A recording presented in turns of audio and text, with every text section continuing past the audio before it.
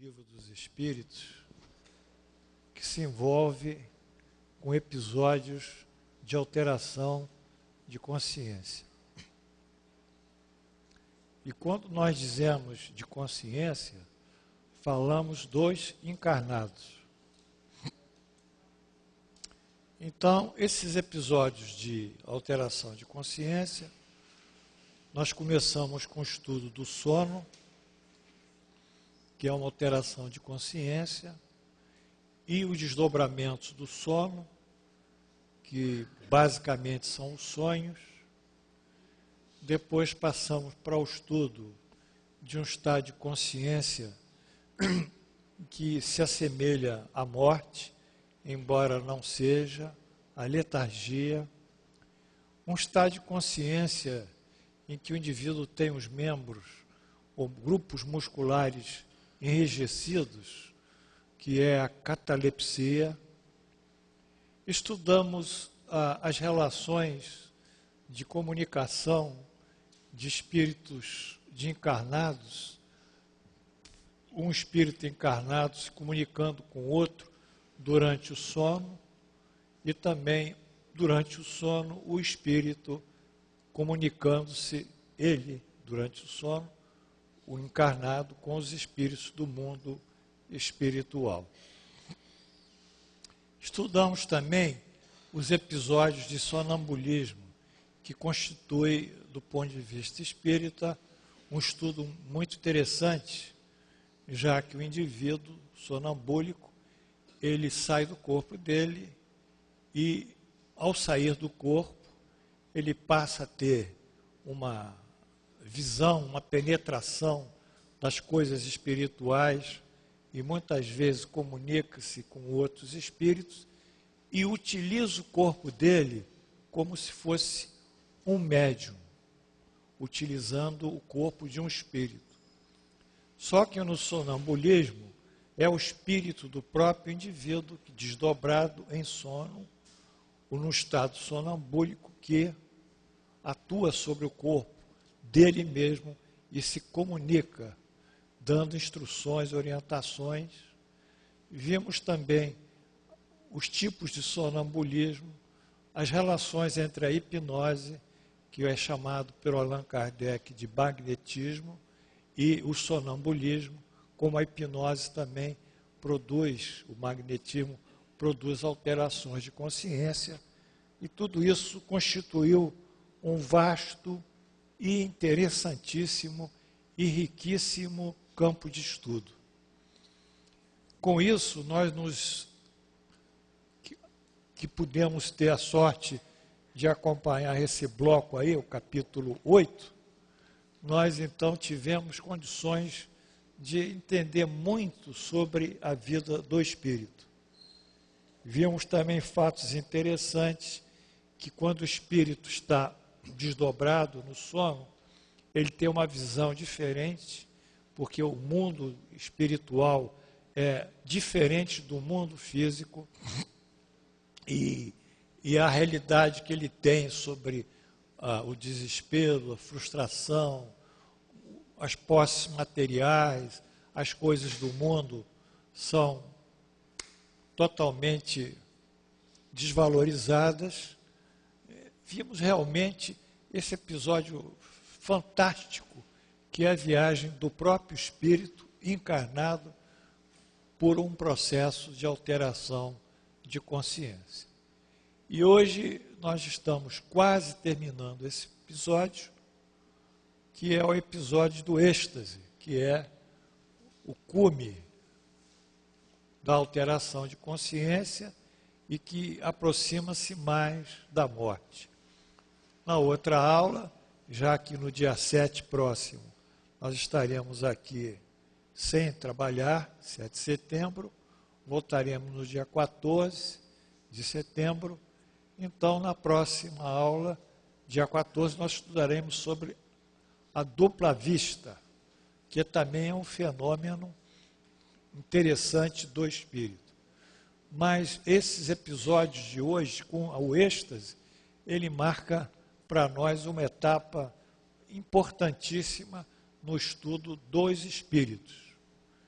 e que para nós na casa espírita é fundamental, porque a mediunidade depende do conhecimento do mundo dos espíritos.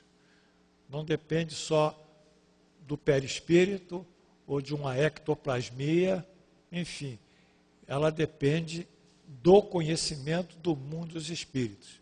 E cada vez que nós mais conhecemos o mundo dos espíritos, obviamente, nós como médios nos enriquecemos de tal maneira que não somos iludidos facilmente por esse espírito fraudulento, este mistificador, este fascinador, este indivíduo que como espírito, ainda guarda deformações e imperfeições morais.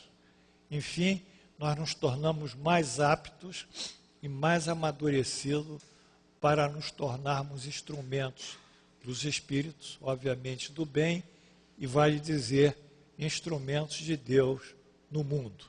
E não nos empolgamos tanto com os fenômenos chamados de milagre, porque o próprio Allan Kardec nos mostra isso com toda, eu diria, toda a clareza cartesiana, do raciocínio cartesiano, que realmente isso tem que ser estudado a um ponto de evitar as mistificações, o fanatismo, a submissão a determinados espíritos, como só eles fossem portadores de verdade.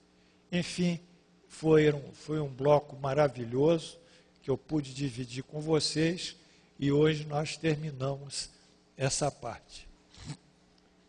Ave Maria.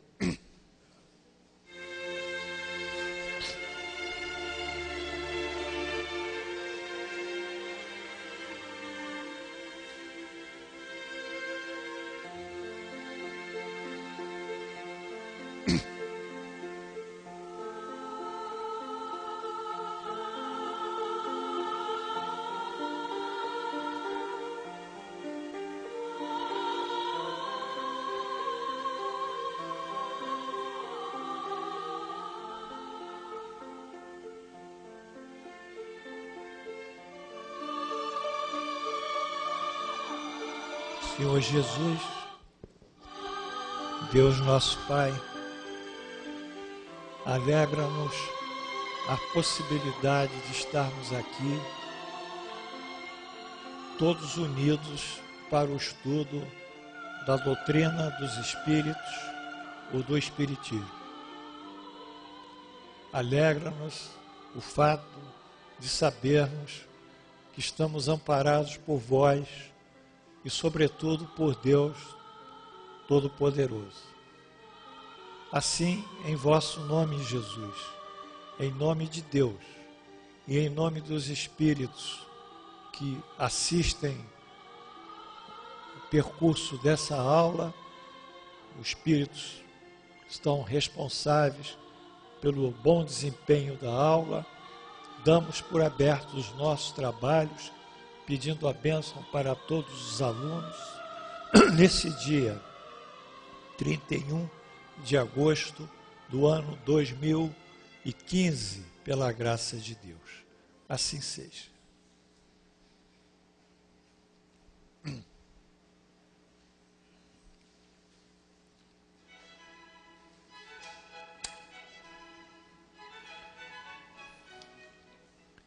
Então, o ponto de hoje é sobre êxtase.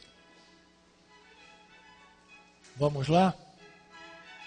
Ninguém está dormindo aí? Todo mundo ainda está acordado? O pessoal do Flamengo está aí? Ali, Flamengo. Pessoal do Fluminense? Pessoal do Botafogo? Pessoal do Vasquinho, Vasco, a Irene é vascaína. Beijo, Irene. Então está todo mundo aí e vamos brincar e dizer, e viva as diferenças. Viva as diferenças. Bom, êxtase. Que diferença há Vamos lá?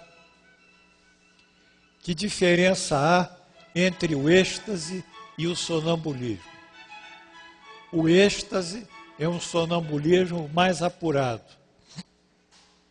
A alma do estático é ainda mais independente. Quer dizer, é um sonambulismo mais profundo, o êxtase. De todos os graus de alteração de consciência, com a subsequente queda de tensão energética que ligam o perispírito ao corpo físico, o êxtase é, sem sombra de dúvida, o mais acentuado. Aqui tem um erro. Devia dizer assim, de todos os graus de queda da tensão energética que liga o perispírito com o corpo físico e produz a alteração da consciência, porque a queda da energia que liga o perispírito ao corpo físico é que produz a alteração da consciência. Está na ordem inversa. O êxtase é, sem sombra de dúvida, o mais acentuado. É o que mais se aproxima da desencarnação. Confere aí. Então, aqui sim, aqui está certo. Graus de alteração da consciência decorrentes, sim, da queda da tensão energética perispírito, corpo físico. Então, temos um gráfico que tenta evidenciar aqui. Essa linha aqui, eu sempre me esqueço. Qual é o nome dela?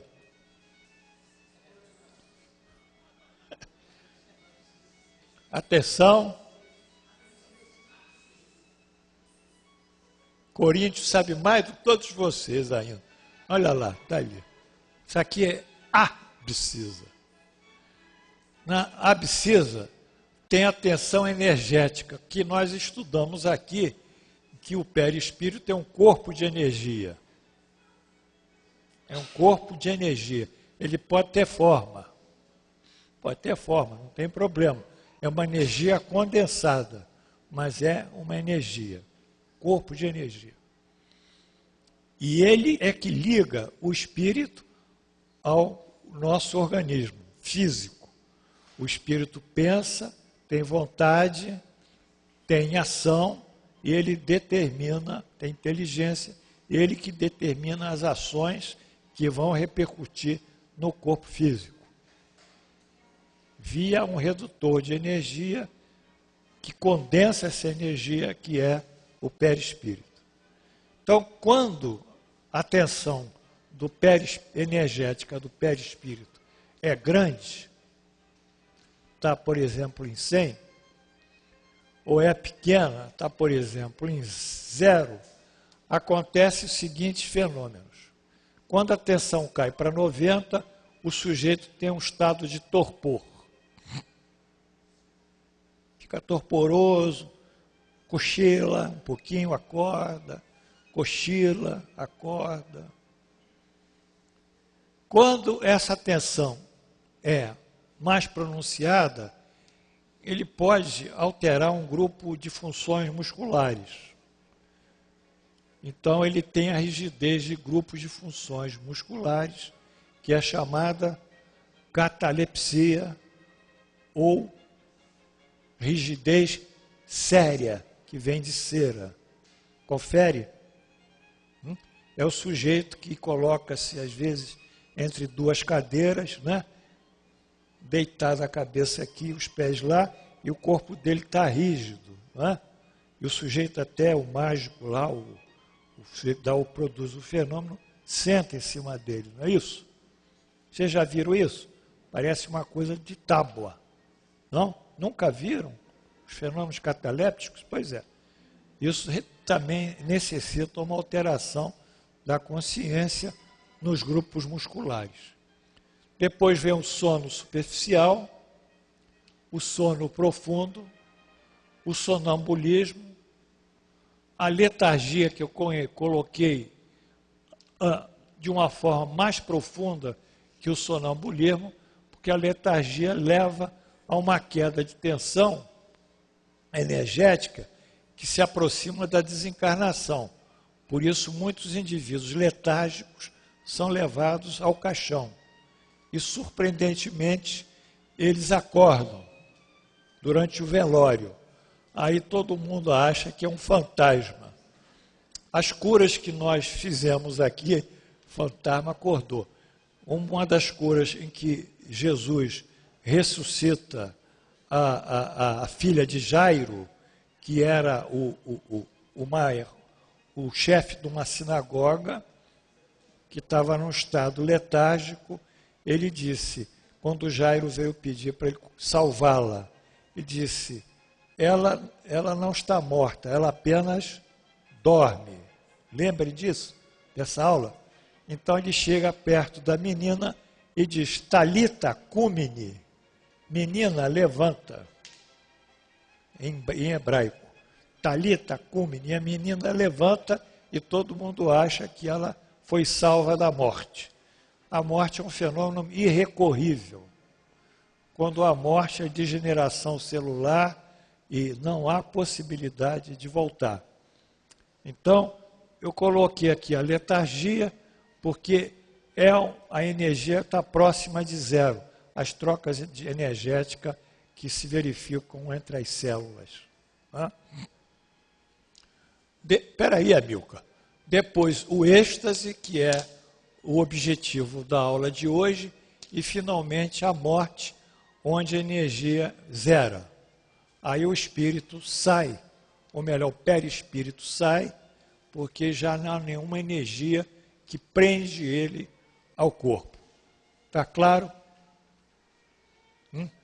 São fenômenos de queda da tensão energética perispiritual com alteração de consciência.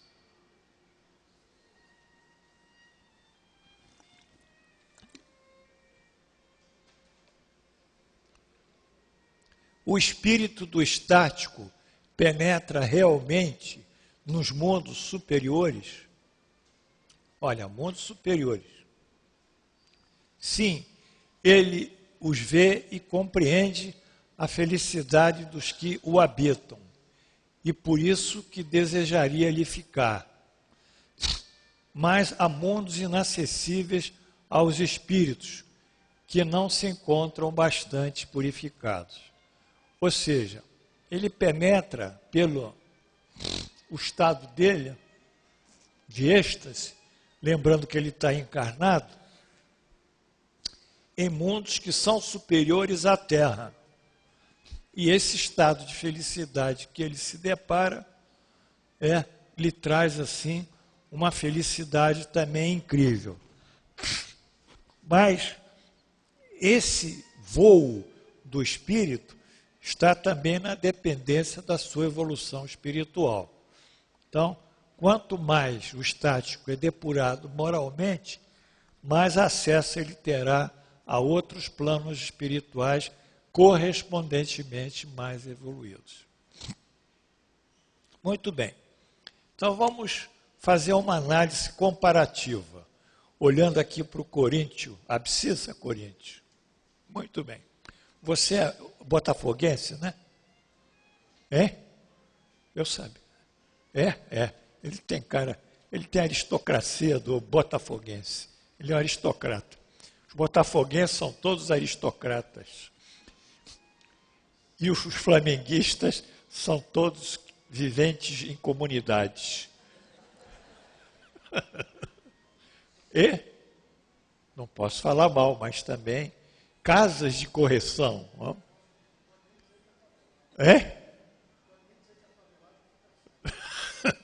Bom, é por demais compreensível que um espírito aqui encarnado, nós, convivendo com toda a sorte de sofrimentos, nós, dores, tragédias e dificuldades para alcançar a paz, nós, ao elevar-se pelo êxtase a plano de paz e felicidade, dali não queira sair. Isso é compreensível. Porque a gente vive num planeta difícil, se a gente consegue ver esse ambiente de paz, a gente gostaria de ficar lá. que supera tudo o que nós vivemos.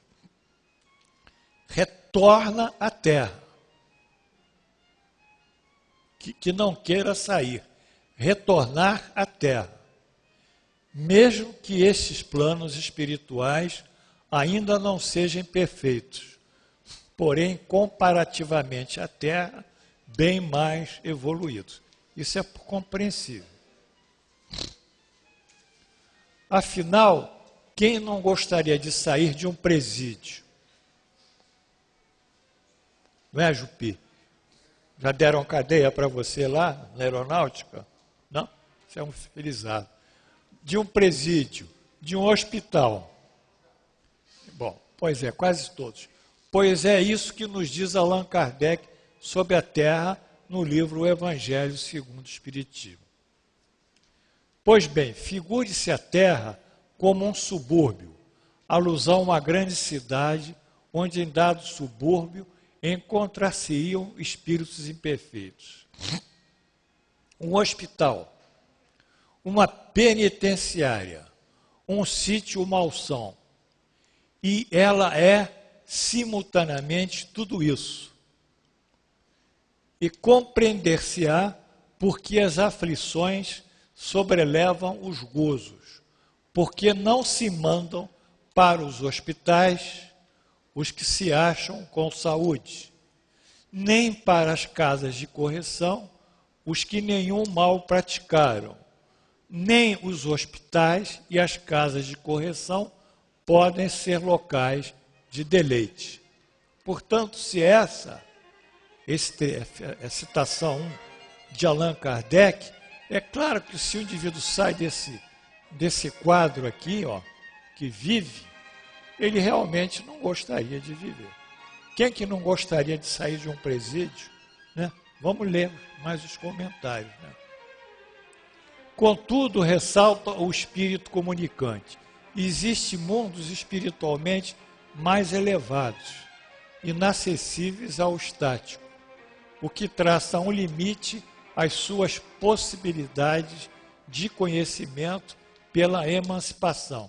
Emancipação nós estudamos, vem do latim emancipare, é justamente a possibilidade que tem um espírito durante o sono e outros estados de alteração de consciência, desligar-se, sem desligar-se totalmente do corpo.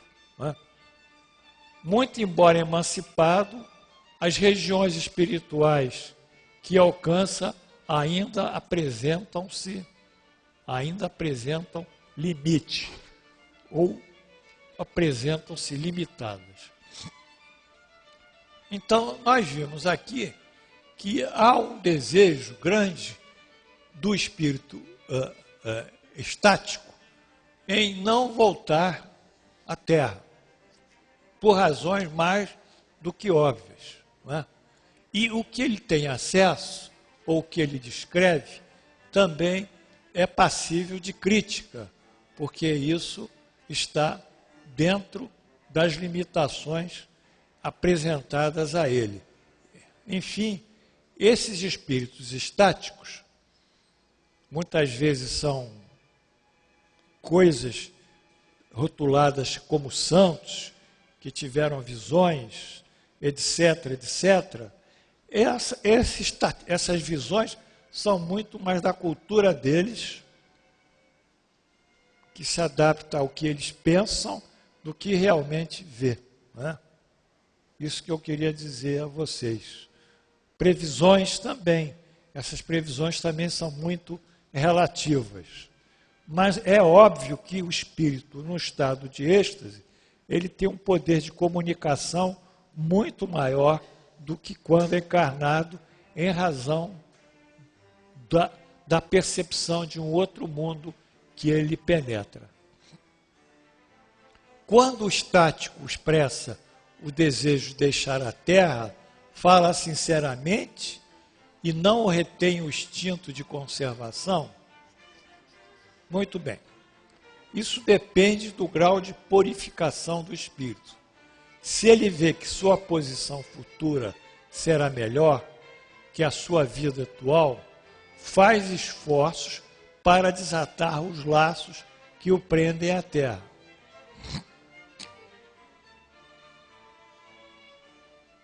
A resposta do espírito comunicante evoca o problema do livre-arbítrio. Ora, se o estático rompe por sua vontade a tensão energética que liga seu perispírito ao corpo físico e com isso desencarna, mas não faz que suicídio. É um suicídio. Sutil, por sinal, mas inquestionavelmente suicídio. Tá certo? Porque ele voluntariamente saiu, quebrou. Mas o acreditar que a sua posição futura será melhor que a atual, ele a conquistará por esforço próprio, vencendo as provas e as expiações que a encarnação o obriga. Caso contrário, o suicida será como um soldado que fugiu do campo de batalha. Terá que confrontar as consequências do seu ato. E isto, necessariamente, tendo por base a lei da causa e efeito, o afastará do mundo paradisíaco que quando estático viu. Aí, seu destino, compreensivelmente, será bem diferente, porque ele foi um suicida. Muito bem. Mas há indivíduos que morrem conscientemente. Esses gurus, esses yogas, eles têm, pela meditação que eles alcançam estados de consciência muito evoluídos, coisa que não é objeto nem do espiritismo, esse estudo, mas que a literatura conta e a documentação sobre isso, inclusive a própria tradição da religião hindu. Então, esses indivíduos que logram um estado de consciência em que perde a sua identidade, eles são chamados de samadhi, né? Porque é um estado de consciência muito particular e que só indivíduos treinados por outros que o conseguiram esse estado é que logram alcançar. Mas isso é uma coisa da Índia. Isso aqui no Ocidente eu não conheço quem faz isso. Pode ter diversas linhas de yoga, mas todas são, sabe, híbridas, né?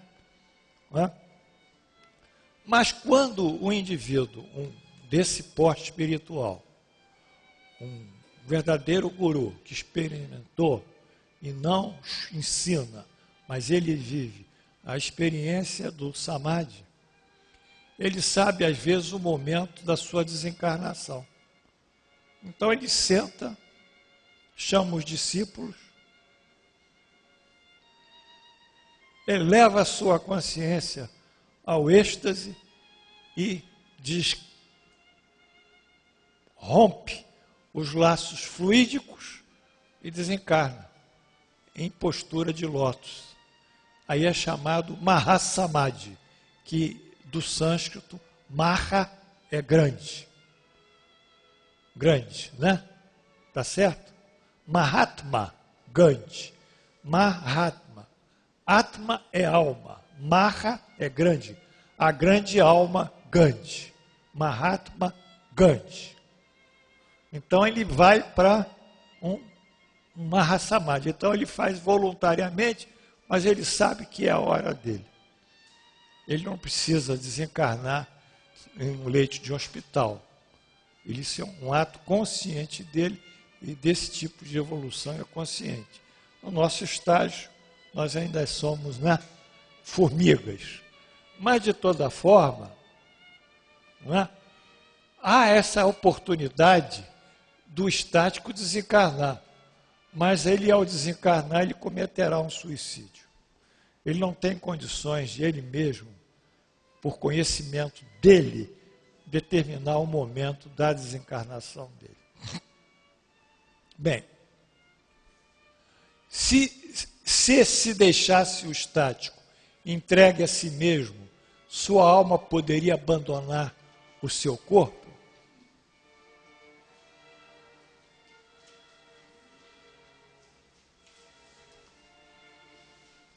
Perfeitamente. Poderia morrer. Por isso é preciso se tornar a chamá-lo a voltar, apelando para tudo que o prenda ao mundo. Sobretudo, com bastante ênfase, fazê-lo compreender que a maneira mais certa de não emigrar para esse plano paradisíaco, onde ele vê que seria feliz, será quebrar a cadeia que o prende ao nosso planeta. Quer dizer, a cadeia ainda do seu destino. Não é? Aí tem que chamar para ele evitar. Essa questão aqui, de trazer o estático para a vida, foi comentada na pergunta. Porém, essa questão cabe excelente descrição aqui da Revista Espírita, Jornal de Estudos Psicológicos, de 1866, dado por Allan Kardec. Vamos lá. O êxtase, que é o mais alto grau de emancipação da alma, exige tantas preocupações quando, nesse estado, o espírito embriagado pelo espetáculo que tem sob os olhos, geralmente não pede mais do que ficar onde está e deixar a terra completamente. Muitas vezes até faz esforço para romper o último laço que o prende o corpo. E se sua razão não for bastante forte para resistir à tentação, deixar-se-ia ir de boa vontade. Então se torna necessário vir-lhe em auxílio por uma vontade forte, tirando-o desse estado. Compreende-se que aqui não há uma regra absoluta e que é preciso dirigir-se conforme as circunstâncias. Vamos ver. A esse respeito, um de nossos amigos nos oferece interessante tema de estudo. Outrora, inutilmente, ele, Allan Kardec, outros, tinham procurado magnetizá-lo, quer dizer, hipnotizá-lo. Desde algum tempo ele cai espontaneamente no sono magnético sob a influência da mais leve causa. Basta que escreva algumas linhas mediunicamente e, por vezes, uma simples conversação. Aí ele cai aqui, no sono magnético, porque quando ele começa a ver a parte mediúnica dele, às vezes o magnetismo vem do espírito desencarnado, obviamente, que magnetiza ele, porque a magnetização não é única dos encarnados, nós, é também dos espíritos que podem alterar a consciência dos seus médios. Em seu sono, tem percepções de uma ordem mais elevada, esse indivíduo. Fala com eloquência e aprofunda com lógica notável as mais sérias questões. Vê os espíritos perfeitamente, mas a sua lucidez apresenta graus diversos pelos quais passa alternativamente o mais ordinário, O mais comum é o do semi-êxtase. Em certos momentos, exalta-se. E se experimentar uma viva emoção, o que é frequente, exclama com uma espécie de terror. E isso, muitas vezes, em meio da mais interessante palestra. Despertai-me imediatamente. O que seria imprudente não fazer? Quer dizer, isso aqui está escrito de uma maneira muito confusa. Despertai imediatamente. O que seria prudente? Quer dizer, o que seria indicado fazer? Seguir o que ele pediu. Muito felizmente, indicou-nos o meio de o despertar instantaneamente. Bom, e que consiste em soprar fortemente em sua fronte, pois o espaço magnético produzem um efeito muito lento ou nulo. Então, nesse caso desse estático, ele disse que se soprasse aqui na fronte dele, na testa, ele acordaria imediatamente e sairia dessa situação que poderia levá-lo à desencarnação. Eis a explicação que nos foi dada sobre a faculdade por um de nossos guias, com auxílio de outro médium. Quer dizer, esse médium aqui, vamos dizer mais uma vez, que não é muito certo, mas é usual. Esse médium incorporou um espírito guia que deu a seguinte instrução sobre esse indivíduo estático. O espírito do senhor T é entravado em seu impulso pela aprovação material que escolheu. Como todos nós estamos presos ao nosso corpo em função das necessidades reencarnatórias. Muito bem.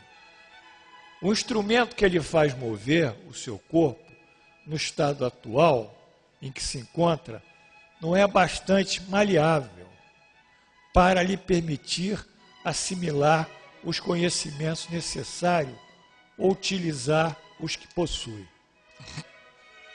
Quer dizer, ele encarnado não é um homem que pode ter, eu diria, a mobilidade de um espírito, nem o conhecimento dele como espírito, né? Ou mesmo assimilar conhecimentos como espírito. Ou utilizar os que possui de vontade própria e no estado de vigília. Então, essa é a realidade dele encarnado. Quando está adormecido, o corpo, cessando de ser um entrave, apenas se torna o porta-voz do seu próprio espírito, ou daqueles com que está em relação. Então, nesse caso, aí o pessoal do fraterno, o senhor T, o espírito dele sai no êxtase, mas ele fala pelo corpo dele com uma visão do mundo espiritual.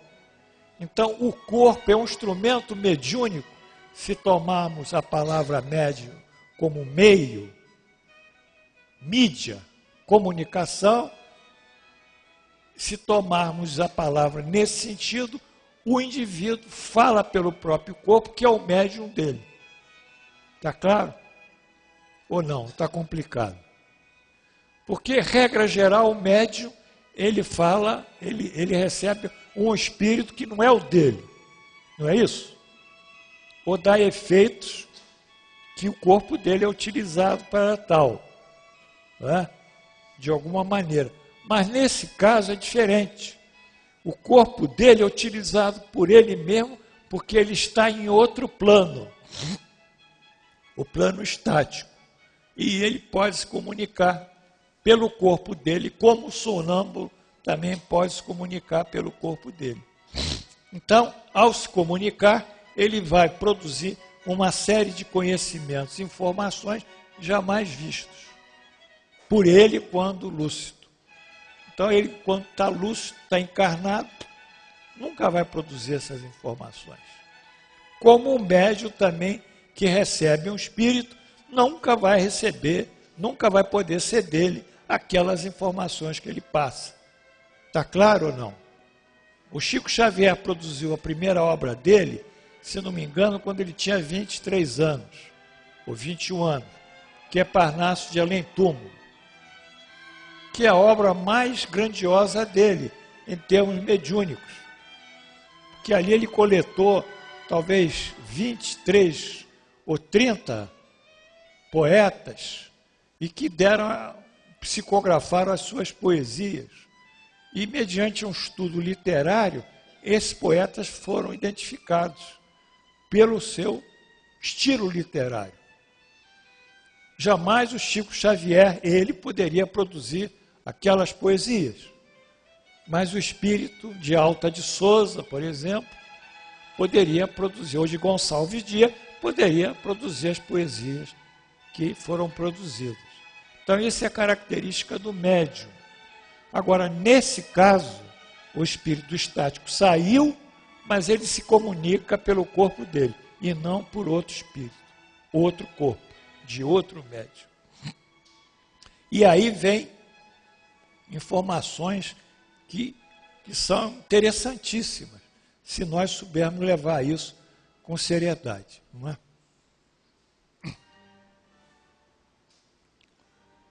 Bom,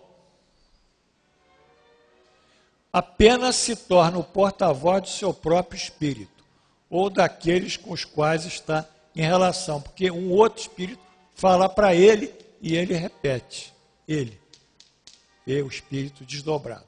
A fadiga material inerente às suas ocupações, a relativa ignorância em que sofre esta encarnação, desde que não sabe, em questões de ciência, o que a si próprio se revelou.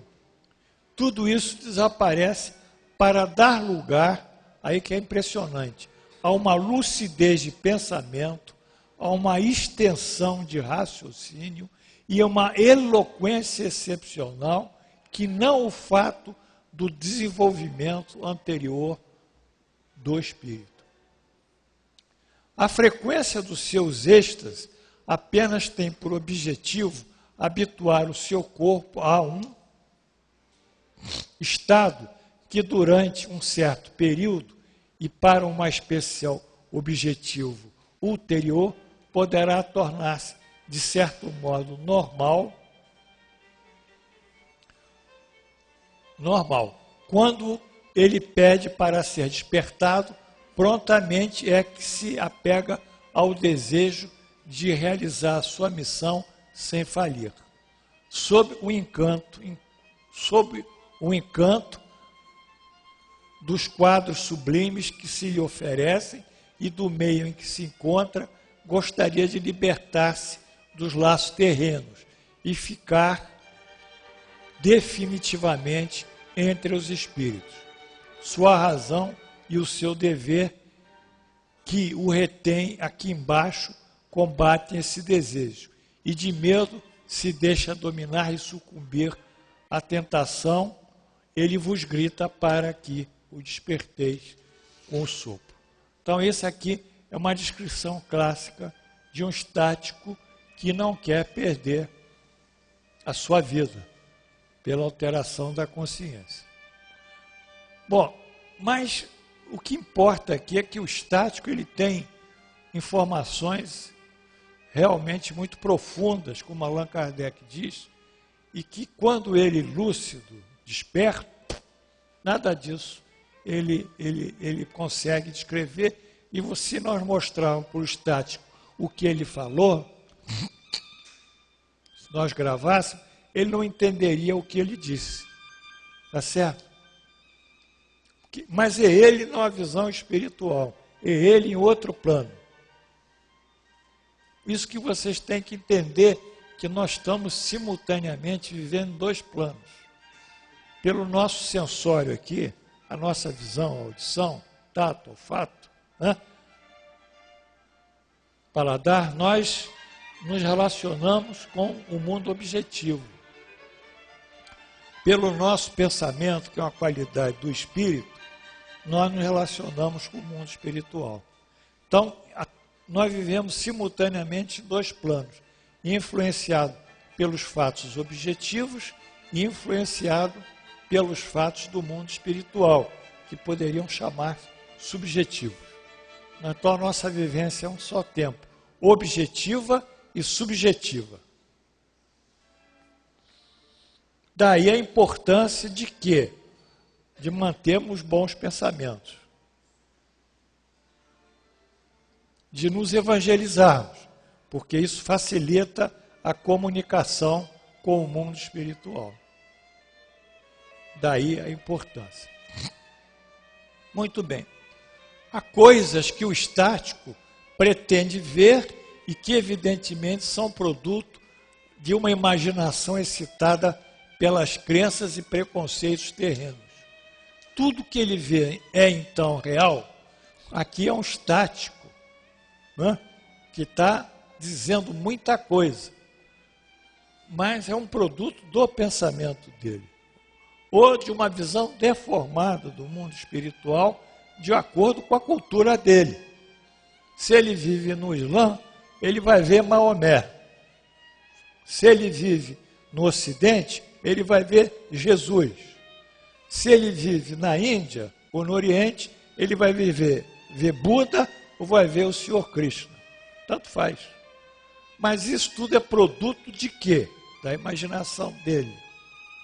Como os médios videntes também fazem evidências que em boa parte são produtos da imaginação deles ou das formas, pensamentos que eles produzem, que são ideias que circulam em torno deles, ou então são influência de espíritos que dão informações erradas. Quantas vezes eu ouvi falar que Santa Rita de Cássia, Paulo Apóstolo e não sei o que estavam presentes no centro espírita? Isso é impossível. Não é? Então, essas coisas não funcionam. Não funcionam. Para nós que estudamos, não funcionam. Desculpe aí se eu estou decepcionando alguém. Bom, meu pai nunca se comunicou comigo, objetivamente. Já faz 26 anos que desencarnou, por aí. Há coisas que o estático pretende ver, mas é um produto da imaginação dele e da cultura dele. Né? O que ele vê é real para ele, isso é verdade. Mas como o seu espírito está sempre sob a influência das ideias da Terra, ele pode ver a sua maneira, ou melhor, exprime o que vê na linguagem das suas ideias e de seus preconceitos, a cultura em que foi criado. Pode também exprimir-se de acordo com a vossa linguagem e com as vossas ideias e preconceitos, tudo a fim de ser melhor compreendido. É exatamente neste ponto distorcido da comunicação que as informações chegam falsas. Então, as informações do estático falseiam nesses itens. O espírito comunicante é bem claro. O que o estático vê para ele é real. Ou melhor, não importa se o seu real é, de fato, a própria realidade do mundo espiritual. Mas para ele é real, como o sujeito. Fica aqui. É real. Como o sujeito que está num estado psicótico e delira e alucina, aquilo é real para ele. Tá certo? Vocês têm que me entender como psiquiatra.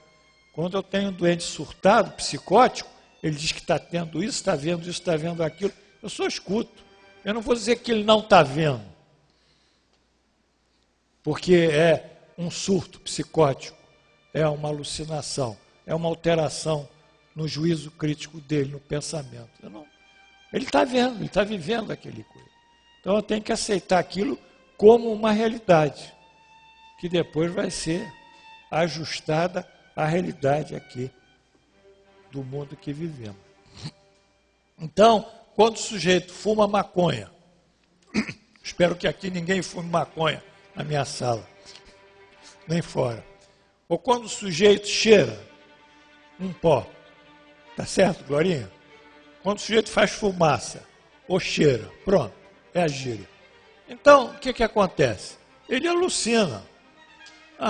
Bom, ele sente uma sensação, ele altera certas regiões corticais do cérebro e acha que aquilo ali é uma coisa extraordinária. Mas ele está produzindo uma situação que para ele é aquele que ele queria ter.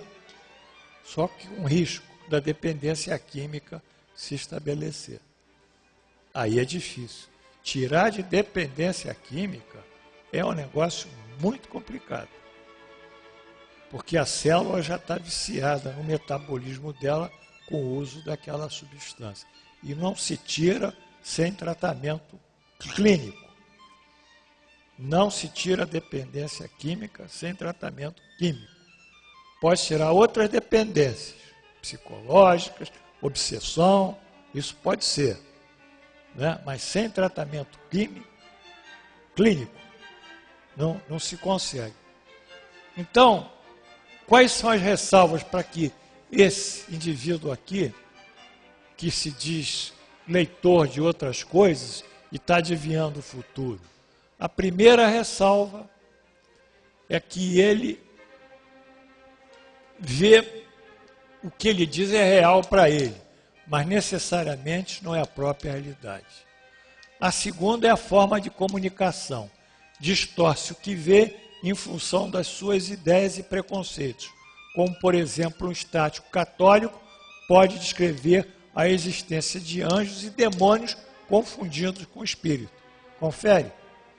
O cara entra em né, aqueles indivíduos, né, aqueles líderes religiosos, né, que entram num estado de alteração de consciência e a comunidade cerca ele diz que está vendo Teresinha de Jesus, que está vendo isso, que o mundo vai acabar no ano tal, e todo mundo fica atrás dele, achando que ele tem a verdade, quando é distorção dele mesmo. Vê anjos, vê demônios, vê o que quiser, de acordo com a cultura dele.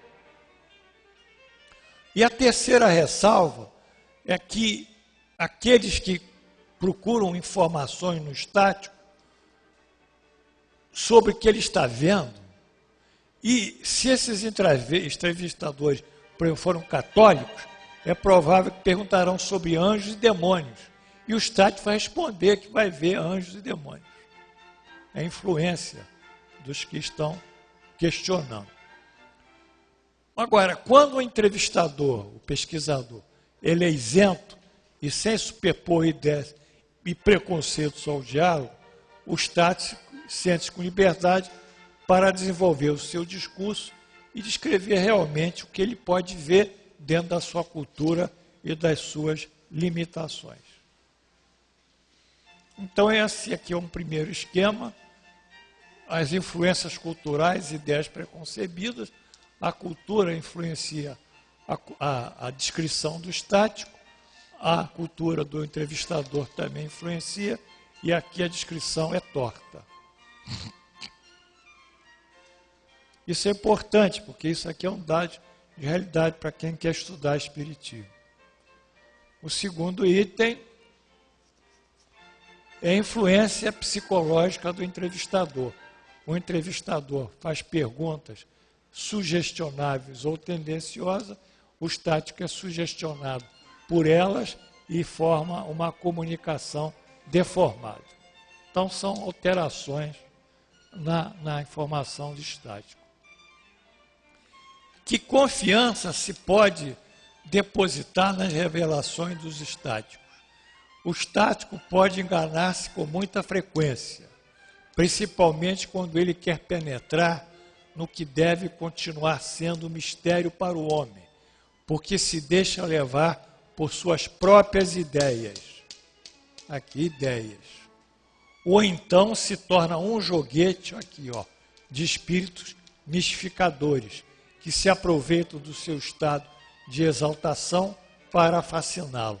Nós podíamos dizer isso também da própria mediunidade, que o médium deixa-se levar para um processo anímico, que é dele, da alma dele, que é a influência dele próprio na comunicação, ou então ele recebe espíritos mistificadores que ele não tem condição de discriminar, nem aqueles que o assistem têm condição de discriminar, que basta fazer 2 ou 3 perguntas e aí o mistificador é desmascarado. Eis aí mais um primoroso ensinamento dos espíritos superiores que em seu trabalho de criteriosa investigação analisam ponto a ponto a validade das descrições do estático. A pedra de toque é em consequência do estático, que é movido pela curiosidade. Ponto e vírgula.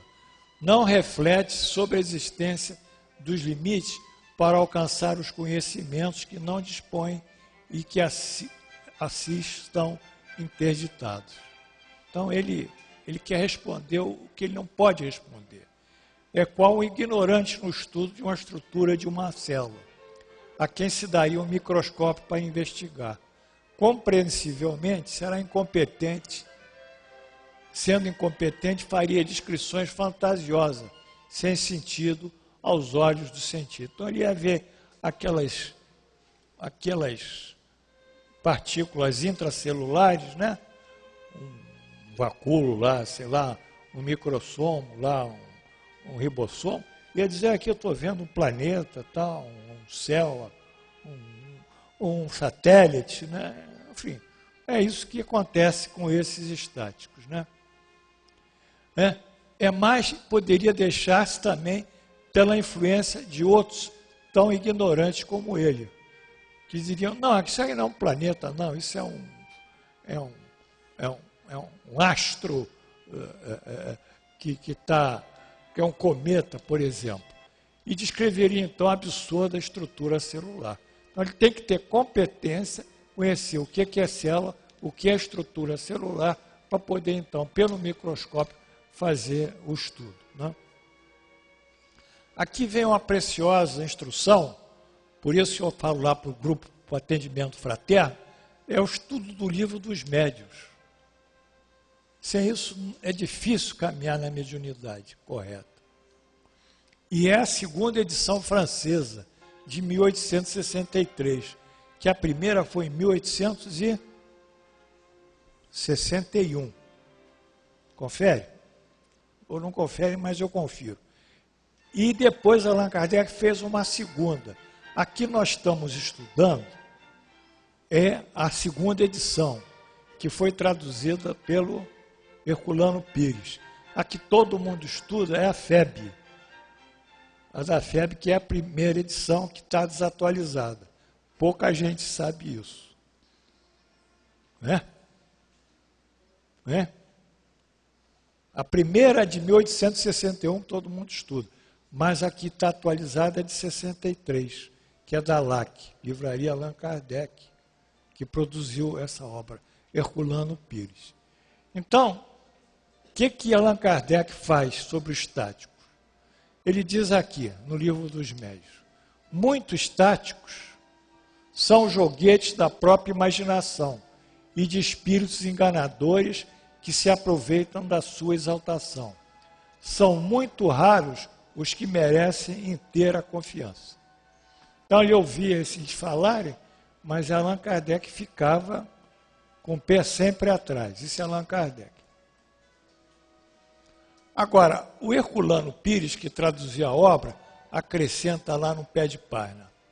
Esta é uma das razões porque o Espiritismo rejeita o método de observação experimental do mundo invisível pelo despreendimento espiritual. Nós, espírita, Allan Kardec, ele utiliza isso estudando os médiuns. O que o médium João disse, o que o médium José disse, o que o Pedro disse, o que o Paulo disse, o que o Carlos disse. E cruza essas informações. Aí é um método experimental, ele vai seguir a experimentação. Agora, o fato de você querer basear seu estudo em um estático ou em um médium, um estado sonambúlico, não é? Que vai ao mundo espiritual e vai descrever aqueles fatos, aquilo ali é uma verdade daquele espírito.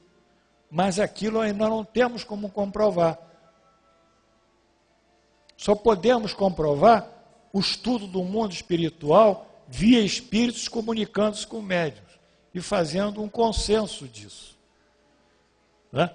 Estudando, pouco a pouco, as informações e fazendo uma triagem daquilo que tem em comum para chegar a uma realidade, eu diria, empírica, quer dizer, consensual, como a psiquiatria também faz, como a psicologia também faz, porque a psiquiatria não tem números, porque nós não temos um laboratório de bioquímica para dosar a nossa glicose, o nosso colesterol, ou seja, fazer um hemograma.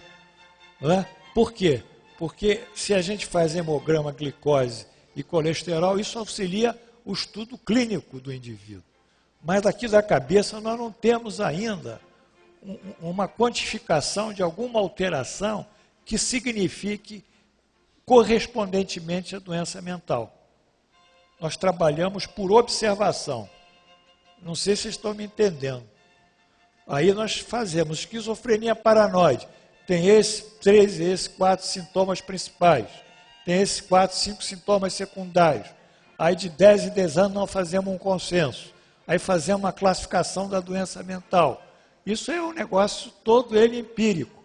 Não deixa de ter uma realidade, porque a experiência de um ou de outro, e a opinião de um ou de outro, dos cientistas, dos pesquisadores, elas coincidem. Elas coincidem, aí estabelece um consenso, mas ainda não temos o quê? A ciência. E a ciência só aparece quando? Coríntios, quando ela se expressa por números, quando ela se expressa por fórmulas, quando ela se quantifica. Então, até aí não é a ciência, é o método de pesquisa. As ciências sociais, a mesma coisa, elas têm os métodos de pesquisa dela, né? Mas não chega a poder quantificar isso. Não, varia. Então, eu não posso confiar no indivíduo que desdobrou e diz que vai doutrinar o espírito tal e tal, ou falar com o espírito tal e está falando com meu pai. Qual é a garantia que eu tenho que ele está falando com meu pai? Se eu só perguntar, vem cá, que dia papai nasceu? Pergunta a ele aí. Aí fica difícil. Me dá o dia, o ano do nascimento do papai. Quantas vezes eu fiz isso? Quantas vezes eu fiz isso com os médicos que diziam que recebiam meu pai? Quando meu pai desencarnou aqui no Frei Luís, foi uma epidemia de mensagens do velho, pô. Seu Jorge Simão, tinha mais era mensagem. Aí foi até um lá em casa, falar com você, receber teu pai. Eu falei, ótimo, vem cá. Aí, meu filho, não sei o quê. Eu falei, pai, pensar, se é você, me diz a rua que eu morava quando eu tinha 7 anos, o número do prédio e o apartamento. Só isso que eu quero. Não via nada. Não via nada, porque não vinha, não podia vir. Não podia. Mas falava em caridade, falava em perdão, falava nesse jargão espírita que todo mundo fala, não é isso? Indulgência, paciência, e blá, blá, blá, perdoar, e vai por aí andando em cima desse trilho, mas sem substância, só para falar. É um belo discurso, mas sem conteúdo espiritual ou sensível, propriamente dito. Né? Então, essas observações do estático e do sonâmbulo e dos médios de dobramento estão sujeitos a muitos erros e não oferecem possibilidade de controle científico da pesquisa mediúnica. Ficou claro aqui? Então, isso que o pessoal da mediunidade tinha que saber. Isso que eles tinham que saber. Tinham que estudar isso. Né? Então vamos andando. Que deduções se pode tirar dos fenômenos do sonambulismo e do êxtase? Não constituirão uma espécie de iniciação à vida futura?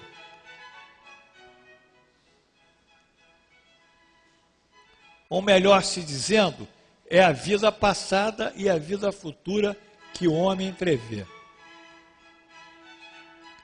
Que ele venha estudar esses fenômenos e neles encontrará a resposta de mais um mistério que a sua razão procura inutilmente penetrar aqui. Por quê? Porque os fenômenos do sonambulismo e do êxtase constituem por si próprio verdadeiro testemunho da existência e imortalidade do espírito, bem como de sua percepção, inteligência e vontade. Confere isso? Né? Confere? Então, eu estou aqui e falo uma coisa. Eu, se tivesse num estado sonambúlico, ia falar uma opção de coisas que eu não falo aqui. Ia ter uma série de percepções que eu não tenho aqui. Vocês estão me entendendo bem? Então, é o espírito que tem essa inteligência, essa vontade e essa percepção diferenciada. Isso se dá quando do êxtase e do sonambulismo e da mediunidade também.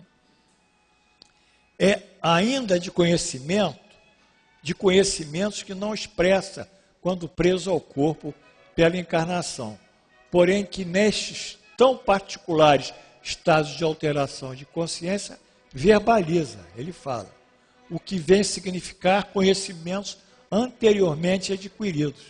Ele fala de coisas que, quando encarnado, não fala. Isto fala a favor de vidas passadas. Onde ele adquiriu esses conhecimentos? Né? Vamos indagar, né? Algum lugar. Por outro lado, se a vida presente e vida passada, a vida presente nada mais é do que o futuro da vida passada. Confere? Né? Confere? E se a vida futura é a imortalidade do espírito, obviamente nossa vida presente terá a sua própria próxima vida futura. É um raciocínio tão elementar, mas que funciona. Se A mais B é igual a C, né? Se 1 mais 2 é igual a 3, não, vamos botar se 3 mais 2 é igual a 5, e 2 mais 2 é igual a 1, mais 1 é igual a 5, 2 mais 2 mais 1, que soma 5, é igual a 3 mais 2. Não é assim? Não é? Um axiomazinho bobo, né? Então, é claro, assim interligam-se o passado, o presente e o futuro, como 3 elos na cadeia da existência do espírito imortal. Então, para quem quiser estudar um pouco de espiritismo, mas que não precisa ser espírita, porque nós estamos preocupados mais com a nossa evolução espiritual e não com esses fenômenos, mas para quem estudar, vai ver que está acontecendo alguma coisa diferente. Onde é que aquela criança de 7 anos de idade, num estado sonambúlico, conseguiu descrever tais e tais coisas? Aonde? Aonde aquele indivíduo do estado sonambúlico, nós vimos numa aula, ele escreveu lá, a 100 quilômetros de distância, aonde estava a filha daquela mulher que estava fazendo uma consulta na Sociedade Espírita de Paris. Não é? E descreveu perfeitamente a casa, o lugar, a porta. Aonde? Como é que é possível isso? Enfim, os fenômenos de sonambulismo, os fenômenos de alteração de consciência, eles falam a respeito da vida do espírito. Mas que para nós não interessa, nós sabemos isso, e todo dia a gente está envolvido nessas coisas. Mas para aqueles que querem estudar seriamente, vão ver que se hoje, quando nós estamos no estado sonambúlico, nós falamos coisas extraordinárias, de onde surgiram essas coisas extraordinárias? Se somos nós mesmos que estamos falando, surgiram do nosso espírito. E como é que esse espírito adquiriu essas coisas extraordinárias? Só pode ter adquirido estudando. E quando ele estudou, se nessa vida ele não consegue ter estudado isso? Então isso tem que regredir a um tempo, e regredir a um tempo onde ele estudou, e regredir a vida passada. Mas se hoje ele está falando dessas coisas, que é a vida presente, então o que ele falou lá no passado foi o futuro dessa vida dele, que é a vida presente. E essa vida presente vai ser, por consequência, gerar uma vida futura. É tão claro, tão simples, não é? Então, interligam-se o presente e o futuro e como 3 elos da cadeia da existência do espírito imortal. É o grande ensinamento do sonambulismo e do êxtase. Aqui. Passado, presente, futuro. Os conhecimentos estão sempre acompanhando o espírito. Porque a alma é imortal. Agora, os conhecimentos do passado chegam ao presente. E o presente entre em comunicação pelo sonambulismo com o passado e apresenta esses conhecimentos. E, naturalmente, essa relação presente e futuro, permanência dos conhecimentos, poderá ser projetada para uma outra vida, onde será que será o futuro. Então, são os 3 elos da cadeia da evolução da alma, que são 3 tempos da sua evolução. Poderia tais fenômenos adequar-se às ideias materialistas, isso aí? Aquele que os estuda de boa fé e sem prevenção não pode ser materialista nem ateu. Sim, conclui-se contra fatos, não há argumentos. Quer dizer, quem quiser estudar de boa fé não pode ser nem materialista nem ateu. E, enfim, e termina a nossa aula com as referências bibliográficas. Como nós temos um tempinho, eu gostaria de saber se alguém gostaria de fazer alguma pergunta. A Márcia quer fazer pergunta. Você passa lá para ela aqui. Ô, Jupi, passa ali para trás. Ali para a Márcia, não é para você não. Ninguém falou nada com você. Você é um fluminense. Deixa eu ver se subalterno. Professora, está na subalternidade. Não seria nenhuma pergunta, seria uma reflexão que eu estava fazendo. Então, é a questão interpretativa, né? No êxtase, a mediunidade está ali, a pessoa que está que está descrevendo, é sempre a interpretação, que pode estar próximo da realidade. Então, a realidade, quer dizer, aquele mundo espiritual, aquele quadro que ele está vendo é incompreensível para nós ainda. Eu entendi assim, que é vedado a nós o verdadeiro vislumbre, a realidade, porque também a pessoa, no caso espírito, que tu está vendo aquilo, não tem conhecimentos para poder entender e descrever o que está sendo visto, não é isso?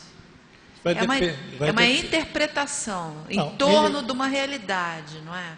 Não, mas ele vai ver, por exemplo, um mundo de paz, vai ver uma paisagem, vai ver as casas, vai ver uma realidade, as relações das pessoas, vai ver uma sociedade totalmente diferente do que ele tem aqui. Vai ver que não tem prisão, não tem hospital. Ele vai sentir uma paz interior. Então ele vai ver um mundo paradisíaco, onde não há sofrimento, parentes, não há dor. Então ele vê isso. E ele vê e transmite isso por ele mesmo, quer dizer, ele, o corpo dele. Mas pode ser que isso seja uma fantasia, e tem muitas variantes, desde ele ver uma realidade espiritual, até ele confrontar a própria imaginação dele, ou até ele ser iludido por um espírito mistificador, que forma um quadro ectoplasmático para ele, desenha aquelas formas, pensamentos, igual nós projetamos um filme numa tela, e aquilo não é realidade, mas para quem está vendo parece ser real. Aí eu pergunto, aí o mentor estar com ele, o mentor espiritual, está supervisionando? Isso depende do livre-arbítrio dele, né? O mentor é limitado ao livre-arbítrio. O sujeito é que decide. O mentor é sempre um conselheiro, um homem que aconselha, ou um espírito que aconselha, mas ele não tem um poder de decisão. Não tem, infelizmente não tem. Por isso que a gente faz tanta coisa errada, né? Corinthians, alguma coisa aí? Alguém mais? Glorinha Zen. Professor, o médium, num estado estático, ele tem consciência de que o que ele está falando pode ser verdade ou não? Não, ele fala o que ele vê. Então é muito fácil se enganar, né? Por isso que Allan Kardec diz que são raros os estáticos que são confiáveis. Ok. Então, e eu tenho como reconhecer um médium numa experiência estática para que eu possa me defender do que ele possa falar para mim? Você se defende pelo teu bom senso, pela tua razão. É assim que Allan Kardec fazia. Pela lógica. Ok. Agora, se você quiser fazer umas perguntas interessantes, ele vai cair em contradição. Obrigada. O Paulo, vai lá. É só a turma aqui da frente que fala, hein? Ô Paulo, você tem que vir para cá que não dá. Amilcar. Obrigado. Paulo faz perguntas boas, hein? Obrigado, professor. Quando eu venho para a casa espírita, eu venho ainda muito materialista e bastante ignorante. Mas antes de eu vir para a casa espírita, eu tive uma oportunidade. E acho que essa oportunidade aconteceu aqui, acredito que com todos ou quase todos. Eu sonhei que estava morto. Estou me vendo ali no velório, né? E aquilo ali para mim foi uma oportunidade. Por que foi uma oportunidade? O sonho estava me dizendo que ali estava uma roupa e que aqui estava um espírito. Mas eu não quis saber. Não entendi nada e seguiu a vida, né? Ainda na linha das perguntas e respostas, a gente sempre ouve nas casas espíritas que o tal espírito apareceu aqui e disse isso. Que tal espírito disse aquilo. Não dá. Eu não posso entrar nessa. Eu fico nervoso. Aí Já botei o chapéu do pai Abraão, que o tal espírito manda, o tal espírito comanda, o tal espírito tem o dom da verdade, é um sujeito. Pô, peraí, não dá para a gente cair na conta da carochinha mais. Isso. Vou avançar um pouquinho. Então, nós temos aqui o trabalho, que a gente não precisa elogiar, o trabalho de Kardec, que nos traz um grande ensinamento. E na linha das perguntas e respostas, eu pergunto, onde é que está esse banco de dados de perguntas e respostas, que o Espírito chegou aqui e falou isso, falou aquilo? Que banco de dados? Por quê?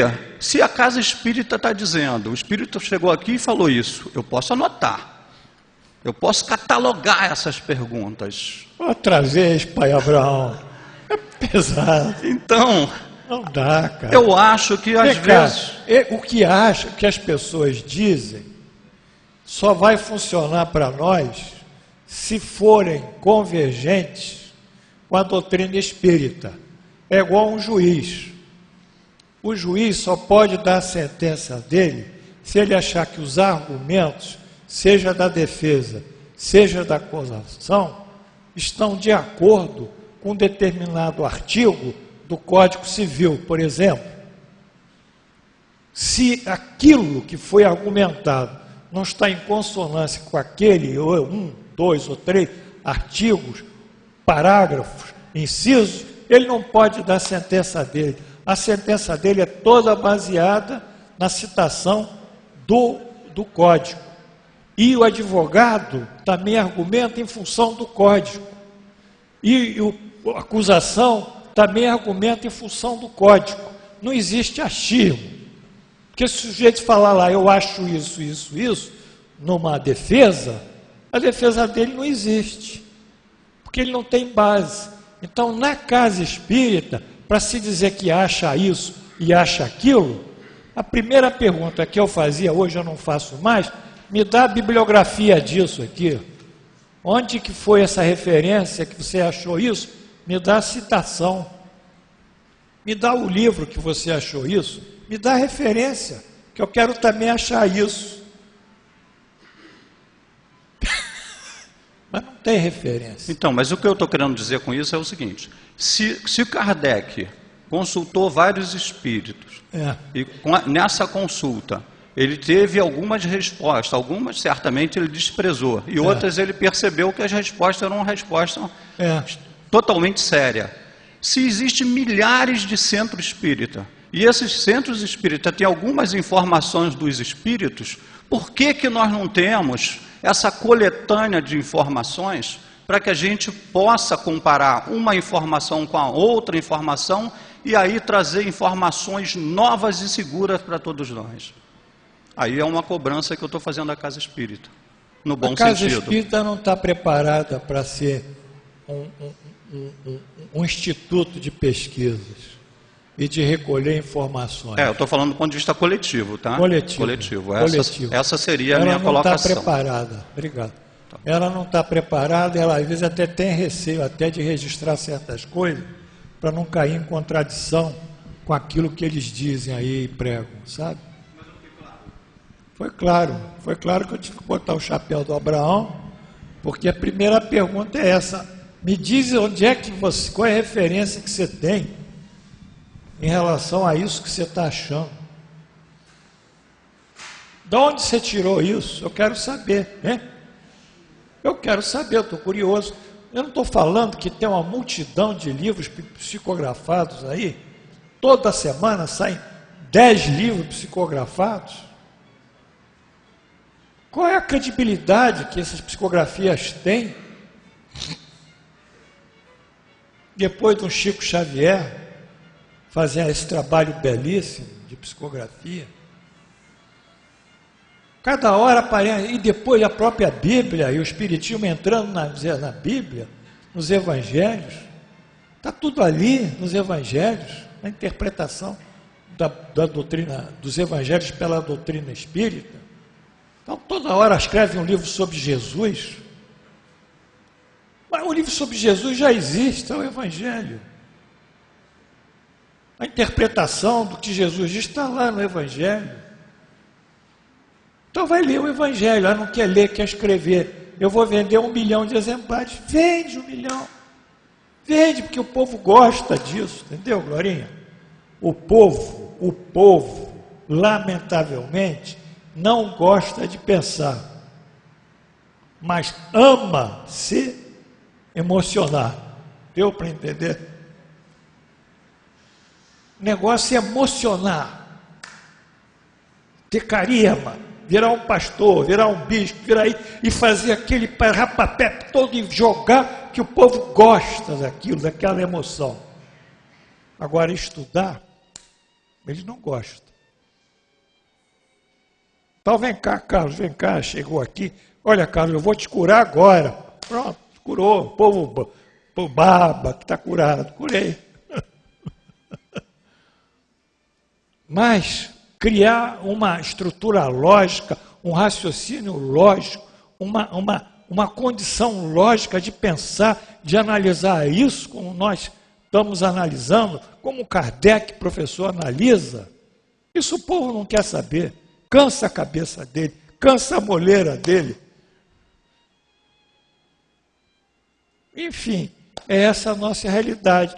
Mas haverá outras gerações que poderão colher essa semeadura, porque na semeadura de Jesus, só uma parte é que realmente colheu os grãos. Eu acho que foi 1/5. No nosso conto é 1/5. Então só 20% é que colheu a semeadura que ele semeou. Porque o semeador jogou os grãos. Primeiros caíram na terra aberta. Os pássaros vieram e comeram.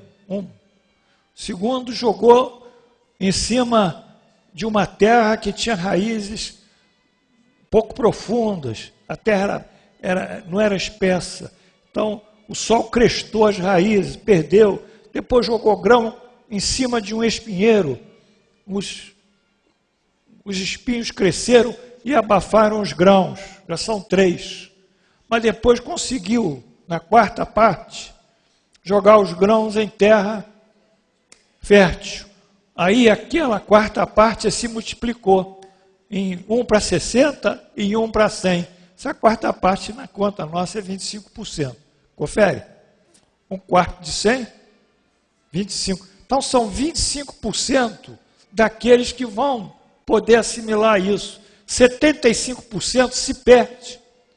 E aí vai Jesus falando diversas parábolas das bodas do filho do homem rico.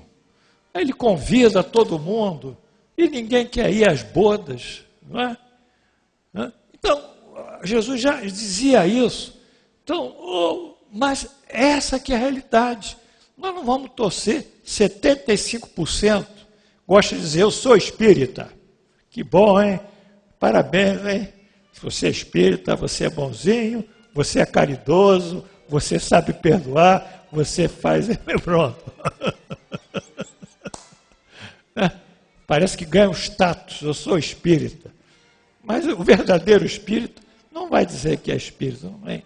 Então é um outro assunto, é um outro blá blá blá, mas o nosso tempo terminou. E a pergunta ali fez o pai Abraão ficar nervoso. Eu espero que o patriarca dos judeus, ele agora sossegue. O que ela tem?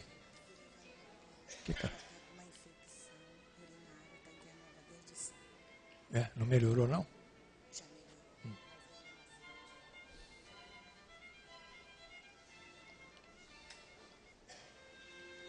Ave Maria.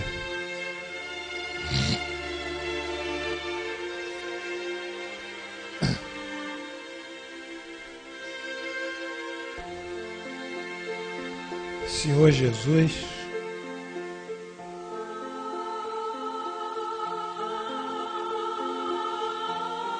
muito nos alegra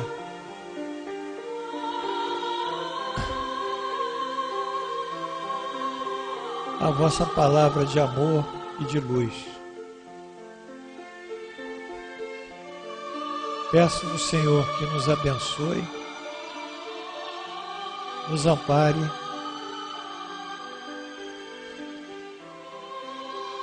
e, como Deus Todo-Poderoso, venha a nós para que façamos a vontade do Pai, que sabemos ser de uma justiça misericordiosa. Senhor, pedimos por todos esses irmãos cujos nomes se encontram nessa caixa. O Sandra Monteiro, no procardíaco da General Polidoro. Ela tem um problema de doença pulmonar obstrutiva crônica, já bem avançada. Vamos ver se ela consegue alguma recuperação. Pela irmã Edna, que está no Hospital das Clínicas Taquara, na cirurgia de bexiga. E pela filha do nosso querido aluno, muito estimado, esposa, André Pina, a Luana, que está com uma infecçãozinha, que está sendo debelada aqui no Hospital Vitória, na Barra. Enfim, que a vontade de Deus esteja presente nesses casos aqui e ajude a cura. Peço também por esses irmãos desencarnados, peço por esses irmãos cujos nomes estão aqui na irradiação, e em nome de Jesus, pela sua graça, encerramos aqui a nossa aula, lembrando que voltaremos no dia 14 de setembro do ano 14 de setembro. Enfim, elevamos o nosso pensamento da prece que nos deixaste. Pai nosso que estais no céu, santificado seja o vosso nome. Venha a nós o vosso reino. Seja feita a vossa vontade, assim na terra como no céu. Pão nosso de cada dia dai-nos hoje. Perdoai as nossas ofensas, assim como nós perdoamos aqueles que nos têm ofendido. Não nos deixeis em tentação, mas livrai-nos do mal. Assim seja, em nome de Jesus, e pela graça de Deus onipotente, encerramos a nossa aula na noite de hoje. Graças a Deus.